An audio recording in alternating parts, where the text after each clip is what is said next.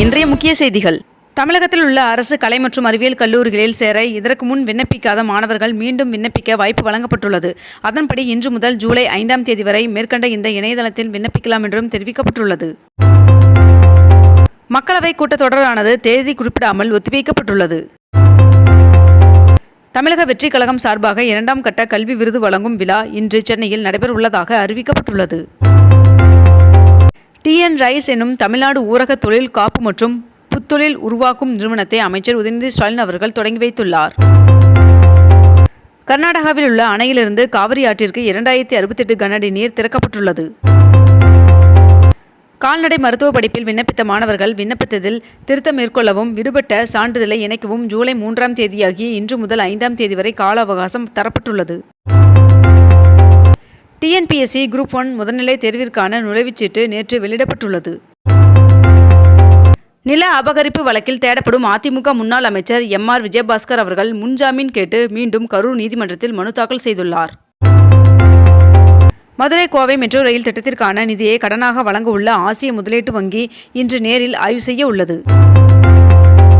ஈரோடு கோட்ட மின் பயணீட்டாளர்கள் குறைதீர் கூட்டம் இன்று நடைபெற உள்ளது. 2ஆம் கட்டமாக கட்டப்பட்டு வரும் மெட்ரோ ரயில் நிலையங்கள் மாற்றுத்திறனாளிகள் பயன்படுத்தும் வகையில் அனைத்து வசதிகளுடன் அமைக்கப்படும் என்று தமிழக அரசு சென்னை உயர்நீதிமன்றத்தில் உறுதியளித்துள்ளது. உலகக்கோப்பையை வென்ற இந்திய கிரிக்கெட் வீரர்கள் இன்று தனி விமானம் மூலம் நாடு திரும்புகின்றனர்.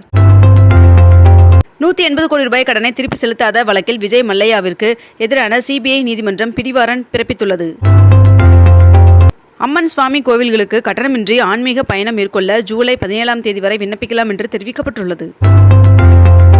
தமிழ்நாடு அரசு பணியாளர் தேர்வாணையம் மூலம் சிறைகள் சீர்திருத்த பணிகள் துறைக்கு தேர்வான அலுவலர்களுக்கு பணி நியமன ஆணையை முதலமைச்சர் MK ஸ்டாலின் அவர்கள் வழங்கினார். தமிழில் மொழிபெயர்க்கப்பட்ட 100 சட்ட புத்தகங்கள் வெளியிடப்பட்டுள்ளது. குலசேகரப்பட்டினத்தில் ராக்கெட் ஏவுதளம் அமைக்க ஒப்பந்த புள்ளி கோரப்பட்டுள்ளது.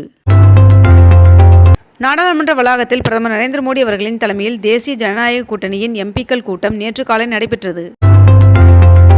பாரிஸ் ஒலிம்பிக் போட்டிகளில் பங்கேற்கும் 5 தமிழக வீரர்களுக்கு தலா 7 லட்சம் ஊக்கத்தொகையை முதலமைச்சர் MK ஸ்டாலின் அவர்கள் வழங்கினார்.